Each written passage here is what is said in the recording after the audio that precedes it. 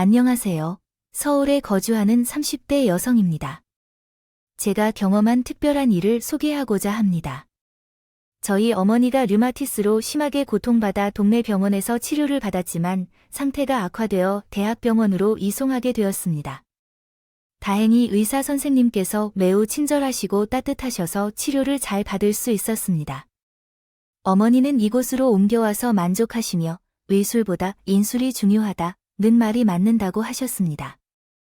의사 선생님은 항상 우리를 가족처럼 대해주시어 어머니가 금방 나아질 것 같다고 믿게 만들어주셨는데 그 덕분에 제게도 매우 안심이 되었습니다. 엄마는 저 의사 선생님을 보면 기분이 좋다고 해서 병원에 가는 날을 손꼽아 기다리곤 했어요. 2~3살 정도나 저보다 나이가 많을 것처럼 보이는 젊은 의사였지만 정말 박수 받을 만하고 존경받을 만한 명성이었어요. 그의 키는 매우 크고 얼굴이 하얗고 이목구비도 뚜렷해서 마치 아이돌 가수나 모델 같았습니다. 어느 미지의 여성인지 알 수 없지만 엄마는 저 의사 선생님이랑 결혼하는 여자는 정말 좋겠다고 입버릇처럼 말씀하셨거든요. 그러던 어느 날 엄마가 갑자기 이상한 말을 하셨는데 이미지야 그 의사 선생님이 널 좋아하는 것 같던데 라고 했어요. 저는 처음에는 엄마가 희망사항을 농담처럼 말하는 것으로 생각하여 대수롭지 않게 들었지만 엄마가 점점 확신에 찬 말을 하기 시작했습니다. 엄마가 우리에게 잘해주는 것은 사실 나를 좋아해서 그렇다는 거래요. 그래서 그냥 피식피식 웃었지만 엄마가 말하는 것이 공감되는 부분도 있어서 잠시 생각에 잠겼습니다. 그러던 중에 엄마가 볼펜을 바닥에 떨어뜨렸을 때 저는 주워서 건네주다가 우연히 서로 손가락이 살짝 닿은 적이 있었는데 그때 그녀가 얼굴이 새빨개지면서 매우 당황했습니다. 그 정도까지 놀라다니 매우 의아했습니다. 또한 제가 소파에 앉아서 눈을 감고 있을 때 어딘가에서 누군가가 저를 쳐다보는 것 같은 느낌이 들었습니다. 느낌이 들어 눈을 떴을 때 그가 멀리 서서 나를 쳐다보고 있었어요. 서로 눈길이 마주치자 급히 고개를 돌린 거예요. 그 생각을 하다가 나는 제가 빼고 지금 뭐 하는 건지 궁금해졌어요.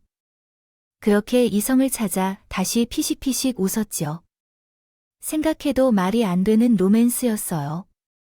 나는 콜센터에서 일하면서 홀어머니를 부양하고 있지만 대학병원 의사가 가장 키나 하겠다고 생각해. 내 말이 맞는지 틀리는지 봐. 그 사람이 너를 좋아한다고 해도 너무 과하게 생각하지 마. 덥석 물어 알았지. 엄마는 눈치가 빨라서 분위기를 잘 파악하는 편이었지만 이번에는 김칫국을 사발자로 몰아먹는 기분이었어요. 치료를 받으러 갈 때마다 김칫국을 통째로 마셔본 적이 생각나는데 그때마다 제 엄마와 함께 계셨었어요. 그 생각에 웃음이 나왔습니다. 그때 그가 저에게 그런 말을 했어요. 너희 웃는 모습도 참 예쁘다. 고 말이죠. 그 순간에는 얼굴이 확 붉어져서 당황해하는 제가 있었어요. 보통 제 성격은 수줍음과는 거리가 멀다고 생각했는데 그때는 이상하게도 너무 수줍어서 고개를 들지 못했습니다. 내가 왜 이런지 모르게 수줍어진 상황에서 되려 더 자연스럽고 태연하게 행동하려고 노력했지만 그 노력만큼 얼굴이 더 화끈거리고 수줍어졌습니다. 그 표정을 보여줄 때 그가 환한 미소를 띄우기에 나는 급히 화장실로 도망쳤습니다. 그 일이 있었고 그날 후부터 정말 이상한 현상이 일어났어요. 그의 얼굴을 보기 힘들었어요. 그가 다가오는 발자국 소리만 들려도 어쩌다 얼굴이 빨개질 때가 있었고 심장이 쿵쾅쿵쾅 뛰기 시작했습니다. 결과적으로 엄마를 모셔 병원에 가는 것이 부담스러워졌습니다. 정말 이상한 감정이었어요. 그를 전혀 싫어하지는 않았지만 그를 만나는 것이 너무 떨리고 긴장되었습니다. 그 순간 도저히 믿을 수 없는 일이 일어났어요. 엄마가 물리치료를 받는 동안 그가 저를 진료실로 부르더군요. 저는 엄마의 상태나 진료에 관한 얘기를 할 줄 알았는데 그가 뜬금없이 오페라를 시작했습니다. 좋아하냐고 물어보셨어요. 제가 실수로 들은 줄 알고 그를 빤히 쳐다봤는데 그가 똑같은 말을 했어요. 저는 얼버무리면서 고개를 끄덕였더니 그가 티켓을 건네며 다음과 같이 말했어요. 제가 정말 좋아하는 오페라예요. 이 오페라 티켓 2장을 선물로 받았는데 같이 보러 갈 사람이 없네요. 혼자 보러 가기는 조금 그렇고요. 저랑 같이 보러 가는 거예요. 그러더니 전화번호를 물어보셨어요. 저는 다시 얼버무렸죠. 그러자 그가 진료실 문 밖을 쳐다봤어요. 순간 환자가 워낙 많은 곳이라 대화를 길게 이어가기 어렵더군요. 나는 무슨 신호로 생각해야 할지도 모르겠는데 전화번호를 알려줬다. 진료실 문을 열고 나올 때는 몰랐고 병원을 나올 때에도 특별한 감정의 변화가 없었다. 그러나 집에 도착하자 머릿속이 복잡해지며 심장이 미친 듯이 뛰기 시작했다. 그것은 실제로 일어난 일이 아니라 꿈을 꿀 때처럼 느껴졌다. 하지만 티켓을 보니 분명히 꿈이 아니었다. 그래서 왜 그 사람이 나에게 오페라를 보러 가자고 한 것일까 생각하면서 의심이 들면서 꼬리를 무는 생각이 시작되었다. 그날 밤에는 잠을 한숨도 못 자고 몸을 뒤척이며 이것저것 생각에 잠겼다. 엄마에게 말해야 할지 말지 고민하다가 결국 입을 꼭 다물어 버렸다. 괜히 말했다가 엄마가 혼나 오버할 것 같아요. 기대는 결국 그에 대한 실망을 가져올 수 있다는 말이 있잖아요. 엄마가 잔뜩 기대했는데 그냥 공연 한 번 보는 것만으로 끝날 수도 있잖아요. 그래서 엄마가 무척 실망할 것이 뻔해서 말을 하지 않는 것이 더 좋다고 생각한 거죠. 대신 콜센터에서 저랑 친하게 지내시는 언니에게 조심스럽게 말을 한 이유는 언니가 냉정하게 조언을 해주셨기 때문입니다. 그냥 막 들이는 여자들이 많아서 그걸 이용해서 여자들을 괴롭히는 남자 의사들도 있고 내가 본 바에 의하면 그 사람도 너를 데리고 즐기려는 것 같은데 너도 의사와 즐기길 원한다면 부담 없이 만나던가 너나 내 얘기에 의사랑을 즐길 거냐고요? 언니의 말을 듣고 보니 그에게 일리가 있었습니다. 맞아. 그 사람이 왜 아쉬울지 있다고 생각하게 되었을까? 나를 특별히 생각하겠느냐는 그런 확신이 들기 시작했습니다. 저보다 더 예쁘고 학벌 좋고 집안 좋고 잘난 여자들을 얼마든지 사귈 수 있을 텐데 말이에요. 어느새 설렘은 분노로 바뀌었습니다. 그 사람이 그 여자를 건드리는 쓰레기라는 생각이 들자 공연을 보고 싶지가 않았어요. 약속을 피하고 엄마를 다른 병원으로 모시고 가야겠다는 결심이 굳어졌어요. 공연 전날에 그가 저에게 전화를 했는데요. 받을까 말까 한참을 갈등하다가 결국에는 받지 않았습니다. 잠시 후 그가 문자를 보냈어요. 내일 공연장 근처에서 몇 시에 만나자는 메시지가 왔어요. 나는 그냥 무시하고 전화기를 침대에 던져버렸어요. 그리고 약속 날이 도래했을 때 머릿속이 복잡했어요. 그 사람이 정말 나쁜 사람인지 혹시 내가 그를 혐오하는 건 타당한 이유가 있는지 의심이 들었거든요. 한편으로는 그 사람을 의심하고 증오하는 것이 죄송한 마음도 들었습니다. 그래서 결국은 약속을 잘 지키겠다고 다짐했어요. 만난 뒤에 판단해도 늦지 않을 테니까 말이에요. 그가 다시 문자를 보내면 나는 답장을 남긴 후 약속 장소로 향했어요. 집을 떠날 때는 날씨가 맑았지만 지하철에서 내려보니 굵은 비가 세차게 쏟아지고 있었어요. 아, 어떡하지? 편의점에서 우산을 살까? 제가 지하철역 안에 있는 편의점으로 가려는 순간 그가 전화를 했습니다. 지금 어디냐고 물어보기에 상황을 얘기해 줬더니 저한테 오겠다는 거예요. 잠시 후 그가 우산을 쓰고 뛰어왔습니다. 그런데 우산이 하나밖에 없더라고요. 어쩔 수 없이 그와 우산을 같이 쓰고 공연장으로 갔거든요. 그때 그의 팔이 제 어깨에 닿았다가 떨어지고 다시 닿았다가 떨어지고 했는데 이 스킨십이라고 할 수도 없는 접촉인데도 저는 숨이 막힐 지경이 됐습니다. 그는 무척 예의 바르고 자상한 남자였어요. 공연을. 저에게 비록 그는 처음부터 끝까지 세심하게 저를 배려해 주었지만 마음속에는 그에 대한 의심이 너무 많아 고매하지 못했었습니다. 오히려 여자들을 능숙하게 다루는 것 같은 능력 있는 사람처럼 보였죠. 오페라를 보는 동안 그는 감동에 젖은 표정을 짓고 있었지만 난 남자로서 그의 본질이 무엇인지 파악하느라 정신이 팔려 공연을 제대로 즐기지 못했습니다.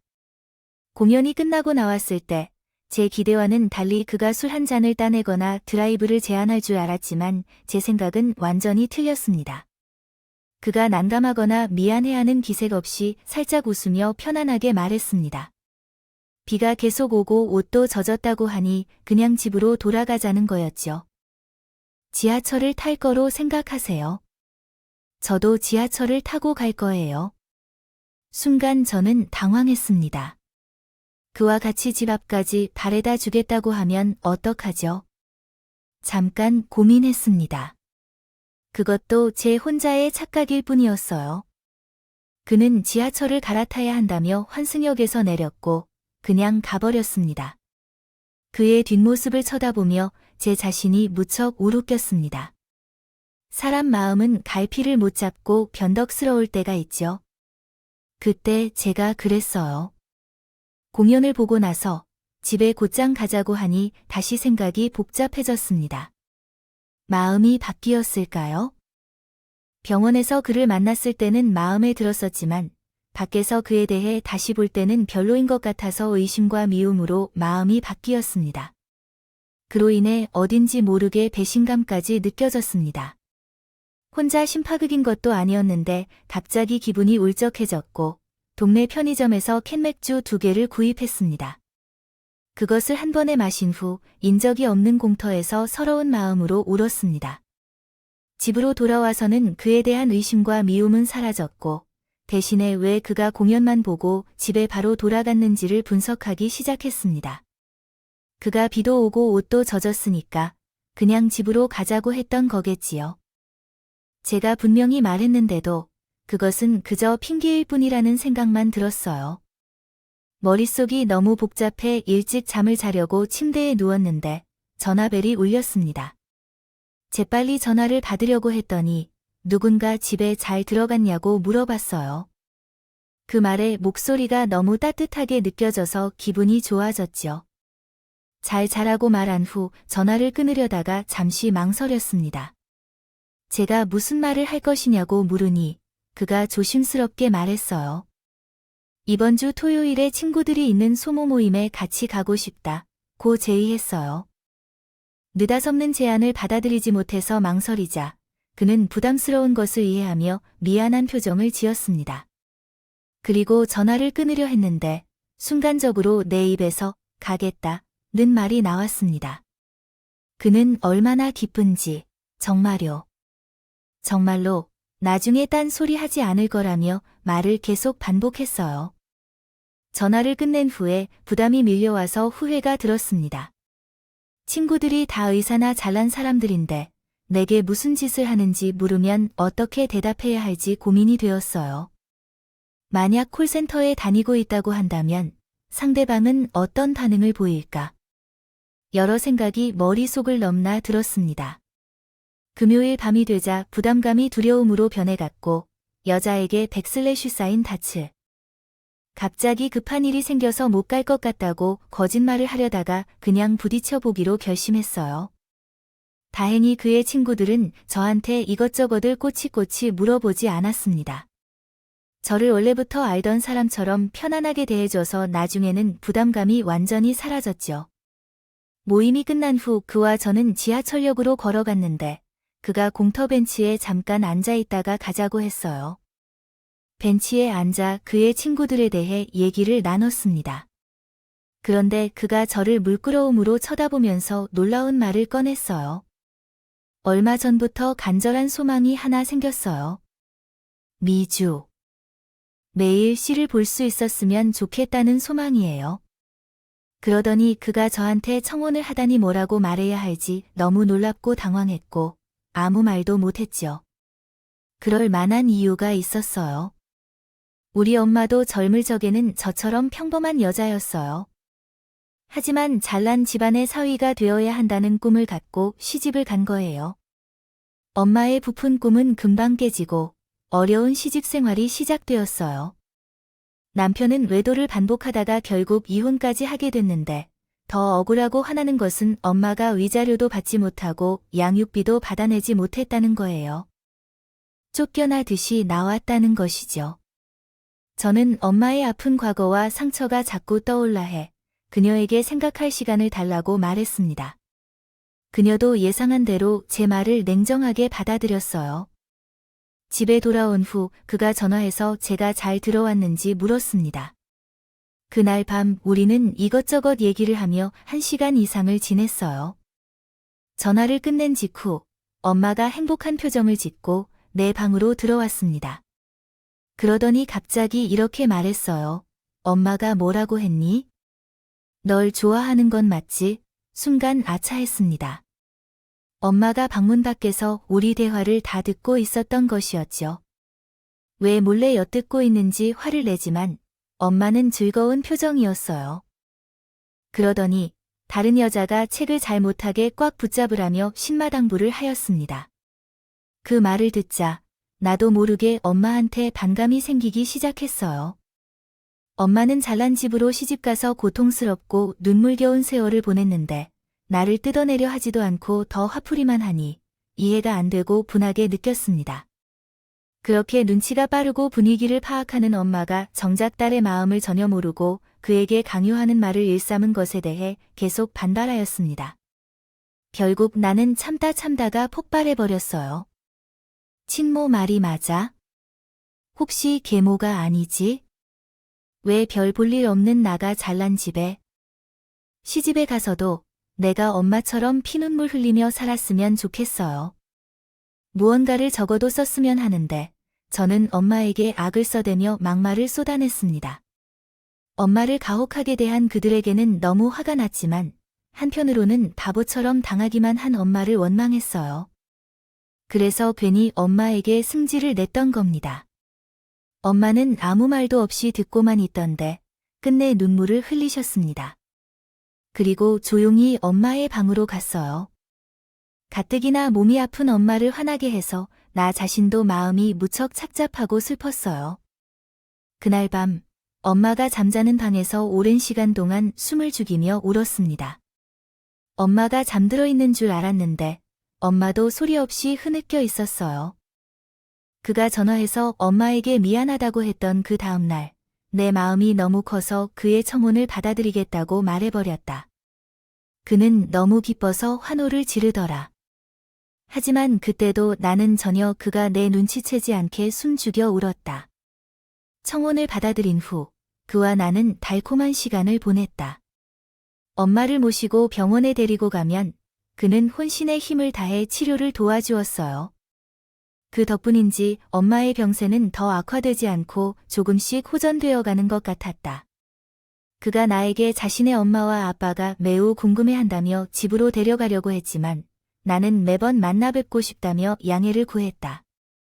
우리 집에 가는 것에 부담스러운 점이 있으면? 음식점에서 엄마와 아빠와 함께 식사를 하자고 말할 때도 제 대답은 마찬가지였고요. 그러던 어느 날 드디어 그가 상견례 얘기를 꺼냈습니다. 엄마와 아빠가 자꾸 재촉해서 더 이상 미루기가 어려워졌다며 말이에요. 예상은 애썼지만 막상 상견례를 할 생각을 하니 눈앞이 아득해졌습니다. 그의 집안에 비해 우리 엄마와 나는 너무나 보잘것 없었기 때문이죠. 나는 엄마와는 다르게 어색했어요. 하지만 한때 잘난 집에서 잘난 사람들과 함께 살아본 적이 있기 때문인지 별로 부담을 느끼진 않더라고요. 마침내 상견례 날이 돼서 엄마와 나는 강남에 있는 최고급 레스토랑으로 함께 갔습니다. 갔더니 엄마가 겉으로는 무덤덤한 척했지만 속으로는 큰 부담을 느꼈는지 그날따라 류마티스 증상이 심해졌습니다. 마침내 상견례 날이 돼서 엄마가 고집 피우지 말고 그냥 휠체어를 타고 가라고 제가 애원했지만 엄마는 괜찮다고 하며 단호히 거절했습니다.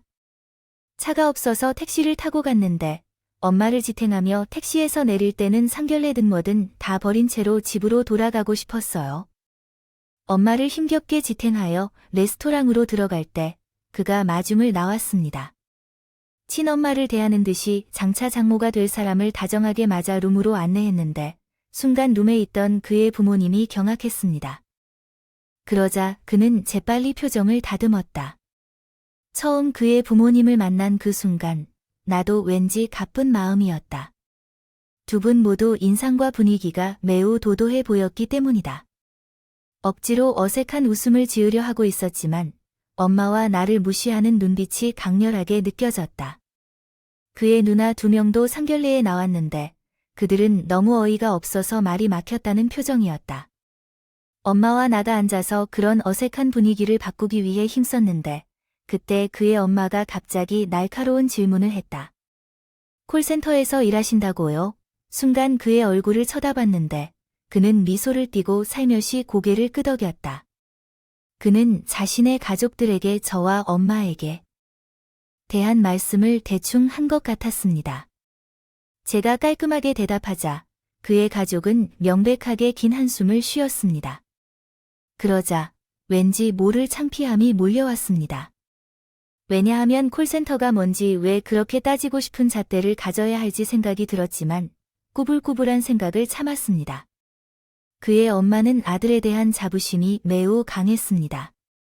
30분 이상 동안 아들에 대한 자랑을 펼치며 재벌가나 명문가에서의 혼담까지 이야기했습니다. 그의 아빠와 누나들도 모두 대학병원 의사라는 것을 자랑스러워했고 그런데 아들이 왜 저를 좋아하는지를 도저히 이해할 수가 없다고 하더군요. 그의 누나는 나에게 내 동생에게 무슨 일을 했는지 따지며 진행했습니다. 그가 자신의 누나를 말릴 정도로 하지 않았지만 이미 내 기분은 슬퍼지는 대로 슬퍼졌습니다. 내가 유죄자인 것처럼 느껴졌고 그 장소는 상견례 장소가 아니라 경찰서 조사실이나 취조실처럼 느껴졌습니다. 그가 가족에게 예의를 지키도록 시사하자 그들은 부적절한 질문을 삼켰습니다. 잠시 후 고급 요리가 서서히 나오기 시작했는데 난 입맛이 없었고 그것을 먹으면 구토할 것 같아서 좀 먹다가 많이 거부했습니다. 그러나 엄마는 눈치 없이 음식을 개걸스럽게 먹기 시작했습니다. 그의 부모님은 엄마를 보면서 눈살을 찌푸리고 계셨습니다. 그의 누나 두 명은 서로 귓속말을 하면서 킥킥거렸고 그때 그의 엄마가 자네한테 턱받이라도 해드려야 하나 라며 말을 했습니다. 무슨 말인지 궁금해서 엄마를 쳐다봤습니다. 엄마는 류마티스 때문에 음식을 죄다 흘리고 입 주변과 턱은 양념이 잔뜩 묻어 있었습니다. 가뜩이나 불편한 자리인데 엄마까지 왜 이러는지 이해가 되지 않고 화가 났습니다. 제가 엄마에게 그만 좀 드시세요 라고 나지막하게 말했지만 엄마는 듣지 않고 말았습니다. 음식을 계속 개걸스럽게 먹으면서 쩝쩝 후루룩 소리까지 내면서 정말로 당장이라도 방을 뛰쳐나가고 싶은 충동이 솟구칩니다. 그의 가족은 마치 동물원에서 원숭이들에게 먹을 것을 던져주는 관람객처럼 우리 엄마가 음식을 먹는 모습을 재미있게 감상하더군요. 태어나서 식사 시간이 그렇게 길게 느껴진 적은 처음이었습니다. 저는 음식을 먹는 것이 아니라 사형 선고를 받은 것처럼 괴로웠습니다. 식사가 끝나자 그의 엄마가 인상을 잔뜩 쓰며 만약 결혼하게 되면 우리 아들에게 무엇을 할 수 있냐고 물어봤습니다. 엄마와 나는 아무 대답도 하지 않았습니다. 아니, 할 말이 없었어요. 그러자 그는 나서서 자신의 가족을 다시 제지했습니다.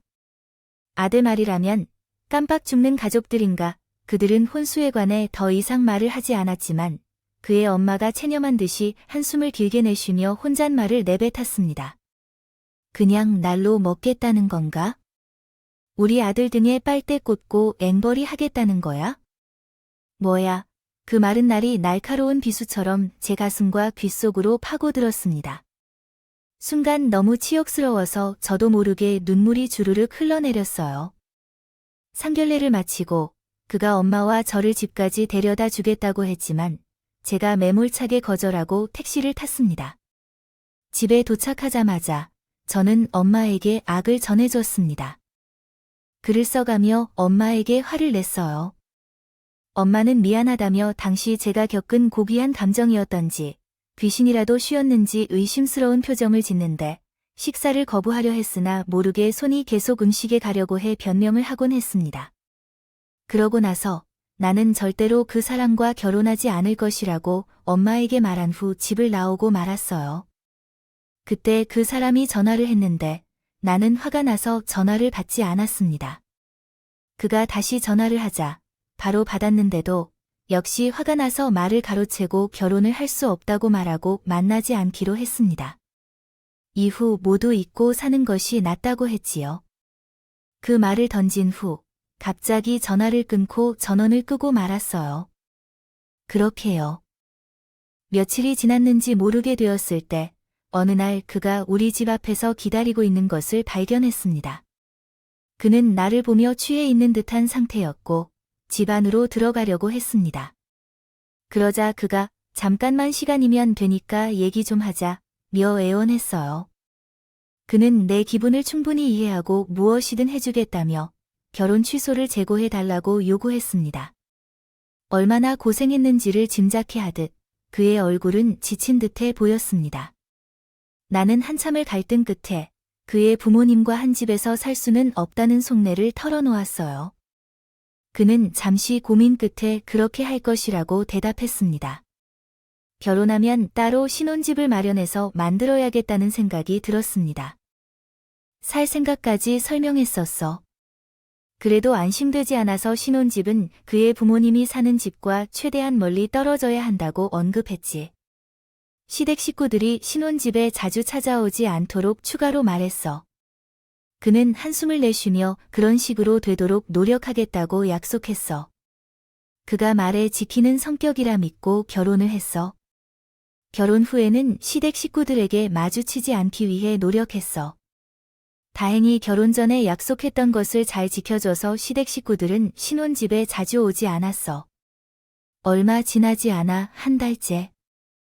지난 후에야 알았는데 저는 적응했습니다. 시댁 가족들에 대한 거부와 반항은 완전히 없어지진 않았지만 부담이나 두려움은 줄어들기 시작했어요. 그런데 행복은 그렇게 오래 지속되지 않았어요. 어느 날 마트에서 장을 보고 집에 돌아왔는데 현관문 앞에서 시어머니와 시누이들이 서 있었어요. 저는 매우 놀라서 손에 들고 있던 장바구니를 떨어뜨렸습니다. 제게 무슨 일인지 물으니 시어머니가 화를 내며 소리쳤어요. 어디 못 올 곳이라도 왔다. 어서 문 열어. 시어머니의 힘에 밀려 현관문을 열게 되었습니다. 문이 열린 즉시 그들이 빠르게 집 안으로 들어갔어요. 그들은 마치 경찰이 압수수색을 하는 것처럼 집 안을 둘러보고 냉장고 안을 철저히 살펴봤습니다. 제가 지금 뭐 하는 거죠? 라고 물었지만 그들은 제게 무시하듯 대답도 하지 않았어요. 큰 시누이는 소파와 가전제품을 둘러보며 제게 들리라는 듯이 혼잣말을 중얼거렸습니다. 동생 덕분에 아주 호강하고 사내의 신분이 급상승해서 아주 좋겠어. 우리는 눈물이 날 정도인데 그 말을 듣고서 저는 그들에게 따져 물어봤어요. 이렇게 무단으로 찾아온 것은 남편 아니겠죠? 그들은 다시 제게 무시하면서 씁쓸한 웃음을 지었고 아무런 대답도 하지 않았어요. 저는 그들에게 너무 정중하게 말해야 해서 나가야 되니 그만 가달라고 했어요. 그런데 시모가 나갈 생각 없이 제게 일을 보라고 하더군요. 그 순간 너무 화가 나서 남편에게 전화를 했습니다. 제가 남편과 통화하는 것을 알게 된 그들은 움찔했어요. 남편이 시모를 바꿔달라고 해서 전화를 건넸는데 남편이 무슨 말을 했는지 시모가 갑자기 꼬리를 내리고 궁색한 변명을 늘어놓기 시작했습니다. 그러더니 전화를 끊고 쟤를 노려본 후 시누이들을 데리고 가 버렸어요. 저는 그들을 배웅할 생각도 하지 않고 현관문 비밀번호를 바로 바꿔버렸습니다. 그럼에도 불구하고 그들이 또 불쑥 찾아올 것만 같아서 마음이 불안했어요. 그날 밤 남편이 집에 왔을 때 저는 화를 막 냈는데요. 그러자 남편은 엄마랑 충분히 얘기했다며 다시는 불쑥 찾아오는 일이 없을 것이라고 말했습니다. 그가 안심을 시켜주자 그때서야 긴장이 조금 풀렸답니다. 남편의 말은 믿었지만 시댁 식구들은 믿질 못하겠더라고요. 제 예감은 틀리지 않았어요. 그들은 야비한 방법으로 저를 옥죄기 시작했습니다. 저는 결혼하기 전에 미리 콜센터 일을 그만두고 남편이 갖다주는 돈으로 생활을 했는데요. 제가 모아둔 돈이 없다 보니 남편이 매달 주는 돈에서 조금씩 떼어내 비자금을 만들었어요. 엄마 치료비부터 엄마 생신 때 선물을 주려면 돈이 필요했으니까요. 남편에게 말해도 싫은 내색을 하는 사람은 아니었지만 괜한 자존심 때문에 굳이 말하지 않았어요. 그것이 제게 무척 힘들게 만들 줄은 몰랐습니다. 엄마 생신 때였어요. 제가 비상금으로 엄마에게 맛있는 음식을 사주고 선물과 용돈도 챙겨드렸거든요. 남편한테는 말하지 않고 몰래 했어요. 그런데 어느 날 시모랑 시누이들이 우리 집으로 찾아와서 저를 다시 취조하듯 문제 삼았습니다. 내가 엄마 생신 때 맛있는 음식과 선물을 샀던 사실을. 어떻게 알았는지 모르겠지만 시모가 펄쩍펄쩍 날뛰며 물어보았어요. 너 우리 아들이 뼈 빠지게 벌어다 준 돈을 빼돌려서 엄마에게 펑펑 쓰는 거지. 내 말이 맞지? 증거 다 있으니까 오리발 내놔 생각하지도 마. 시모가 어떻게 알았는지 궁금했는데 제가 아무런 말도 하지 않자 시모는 사진 몇 장을 들이밀었어요. 사진을 보며 저는 경악했어요. 누가 찍었는지 모르지만 사진에는 제가 엄마와 고급 식당에서 식사하거나 백화점에서 쇼핑하는 모습이 담겨 있었거든요. 시모가 저를 노려보며 확신에 찬 표정으로 말했습니다. 이건 빙산의 일각일 거야. 캐보면 고구마 줄기처럼 나올 거야. 그렇게 계속되었죠. 어느 순간 시댁 가족들이 흥신소나 심부름센터 같은 곳에 뒷조사를 요청한 것 같다는 느낌이 왔습니다. 저를 전화시켜서 부탁했어요. 그 상황에 당황한 저를 보며 시모랑 시누이들은 어리둥절해했습니다. 그런데 그들이 남편에게 다 알리겠다고 협박하는 차례가 오기도 했어요. 저는 분명히 거부해야 했는데 제가 예민하게 받아들여 너무나 낡게 해버렸습니다. 그들의 음모가 뻔할 만큼 분명히 드러나 있었기 때문이죠. 남편을 선동하기 위해 사실을 과장하고 조작하는 모습이 확연했기 때문입니다. 하지만 그들과 삼자대면하거나 일일이 해명하는 건 불가능했고 따라서 저는 불리하게 되었다는 사실을 알게 되었습니다. 무엇보다 제가 아주 걱정되는 일이 있었습니다. 콜센터에서 근무하던 시절 저를 짝사랑했던 남동생이 한 분 있었어요. 이름은 종석이고 제보다 4살이 어린 친구였죠. 그가 누나의 결혼식에 참석하지 못한 것을 미안해하며 뒤늦게라도 결혼 선물을 전해주고 싶다고 했어요. 저는 괜찮다며 마음만 받겠다고 했지만 종석이는 잠깐 만난다면 된다며 계속해서 만나자고 했습니다. 결국 고민 끝에 우리는 동네 공터에서 만났어요. 종석이는 결혼 선물을 건네며 누나, 꼭 행복해야 해 라며 울기 시작했어요. 그러던 중에 갑자기 저를 껴안고 있었습니다. 무슨 일 있었나요? 저는 너무 당황하고 놀라서 그를 밀쳐내렸지만 그냥 가만히 있었어요. 한때는 제가 그를 친동생처럼 생각하면서 귀엽다고 했던 적이 있었죠. 아마도 시댁 식구들이 그 순간을 담은 사진을 가지고 있다는 것이 불안했던 것 같아요. 시누이들이 밉살스럽게 희죽거리는 것을 보니 그들이 결정적인 순간에 꺼낼 히든카드가 있다는 예감이 들었어요. 계속해서 히든카드는 그 사진일 것 같았습니다. 시댁 식구들은 그 사진을 불륜이라며 조작하고 있다고 생각하고 있었어요. 저를 남편을 바꾸는 사람으로 몰지 않을 거예요. 하지만 그 이도 상황을 처리해야 하는 정황이 맞나요? 찜찜한 마음이 남을 수 있겠다는 생각이 들었습니다. 제가 흔들리는 모습을 보이자 그들은 악기처럼 그 틈을 파고들었어요. 특히 시모는 우리 아들에게 말하고 싶지 않은데 현관문 비밀번호를 알려줬습니다. 이유를 물으니 시모는 내 돈으로 있게 해주었는데 오고 싶어도 못 오니 억울한 생각이 들었다는 거예요. 곰곰이 생각해보니 그럴만 하겠다는 생각이 들어서 현관문 비밀번호를 알려줬습니다. 그 후에 시모는 뻔질나게 찾아왔어요. 집구석에서 즐기는 것도 안 하고 청소나 빨래도 제대로 안 하고 있어요. 나는 남편이 하지 않은 날에 매일 인터넷을 통해 가계부를 작성하고 검사하도록 강요당했고 그게 끝이 아니었다. 처음에는 경제 공부를 하라는데 뒤에는 재택근무를 할 수 있는 일을 찾아 돈을 벌라고 강요당했습니다.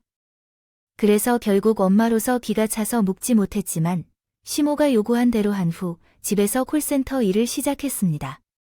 추가로 제 급여의 반을 시모에게 용돈으로 주어야 했는데요.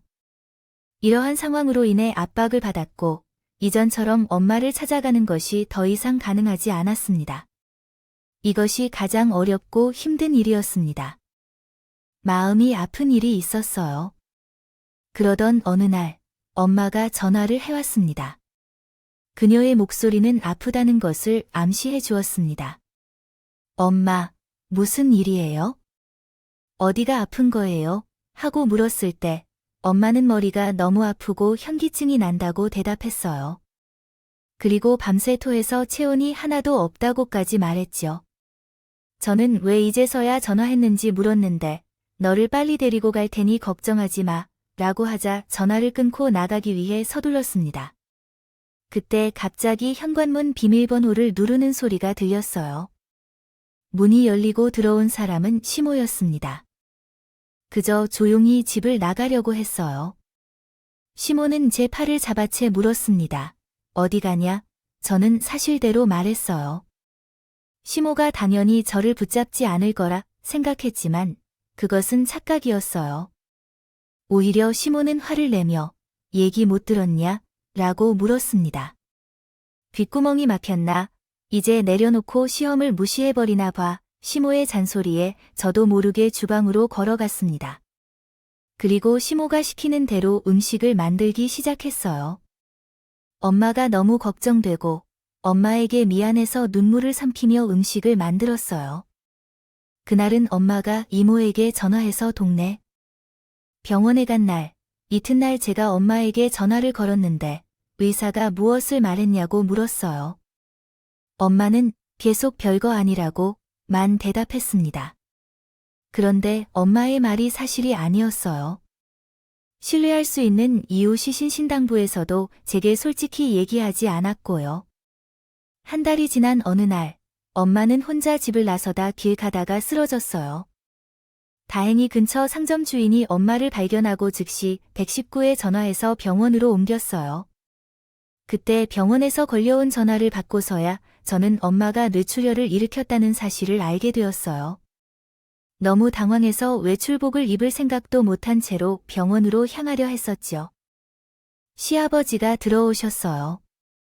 또 어디 가냐며 꼬치꼬치 캐물 것 같아서 저가 먼저 맥없이 말을 꺼냈습니다. 엄마의 몸이 위중한 상태인 만큼 이번에는 시아버지가 붙잡지 않을 것으로 생각했는데 시아버지가 된 것 같은 짜증난 목소리로 혼잣말을 했습니다. 정말 별의 별 일로 속이 타는 것 같아. 뇌출혈이면 치매가 심해질 수도 있는데 전생에 내가 무슨 죄를 지었길래 쳤단 종자들하고 엮여서 생고생을 할까? 그 말을 듣자 너무 어이없고 분해했어요. 시아버지에게 따지려다가 엄마에게 빨리 가야 될 것 같아서 꼭 참았는데 시아버지가 이러지 뭐예요? 어디를 또 기어나가려고 그런 건지. 뇌출혈이 무슨 일이야? 가려면 도장 찍고 가던가 가지 말던가 둘 중 하나요. 선택해. 한순간에 온몸이 전율했다. 핏발이 서린 눈으로 노려보자 시모가 움찔했고 그 다음으로는 나도 모르게 몸이 반사적으로 움직였다. 걸레를 집어들어 시모 면상에 던지면서 소리쳤다. 정말 지랄하시네요. 이혼할게. 이 쓰레기 같은 인간아. 그러자 시모가 개거품을 물었다. 개거품을 물며 쓰러지자 말도 안 되는 상황에 신경 쓰지 않고 나는 곧바로 나와서 병원으로 가버렸다. 다음 날에는 시댁 식구들이 몰려와서 나를 향해 막말과 욕설을 쏟아내며 인신공격을 했다. 천박한 족속이 천박한 집만 골라서 하는구나. 결혼을 했잖아요. 이것으로 서서히 천박한 진실을 드러낼 것이라고 했는데 봐봐, 제 말이 맞죠. 시누이들은 사악한 얼굴로 제게 공격해왔는데 엄마가 입원한 병실까지 따라와서 행동을 벌였어요. 남편도 처음으로 저에게 화를 냈죠. 하지만 어느 한쪽으로 치우치지 않고 냉정하게 전후 사정을 판단했어요. 그가 이성적으로 제 잘못을 지적해서 저도 그에게 진심으로 사죄하고 용서를 청했습니다. 하지만 시부모와 시누이들은 다르더군요. 자기들의 잘못은 하나도 인정하지 않는 채 무조건 저만 잘못했다며 계속 주장하고 억지로 일을 벌였어요. 남편이 애써 설득해도요. 애원했지만 그들의 생각이나 태도는 변하지 않았어요. 심지어 시부는 어디서 천한 물건을 가져와서는 그것만 싸고 논다며 남편의 뺨을 후려치기까지 했어요. 나중에 알게 된 바에 따르면 그날 남편이 15살 때 처음으로 대들었다고 합니다. 천한 것이 무엇인가요? 그랬을 때 엄마, 아빠, 그리고 누나들은 강경하게 물었어요. 어차피 시댁 식구들은 자신들이 고귀하다고 자신하며 살아가는 사람들이라 그들의 대답에 큰 의미는 없을 것 같아요. 결국 남편도 지쳐서 시댁 식구들과 더 이상 대화하지 않았어요. 그렇게 해서 결국 대반전이 생겼어요. 남편이 시댁 식구들과 연락을 끊고 우리 집에는 더 이상 찾아오지 말라고 선언했어요. 남편이 했던 말을 악문 채 그들한테 잊을 수 없습니다. 엄마, 아빠, 그리고 누나들이 사람을 다시 무시하고 괴롭힌다면 그때는 가만히 있지 않을 거예요.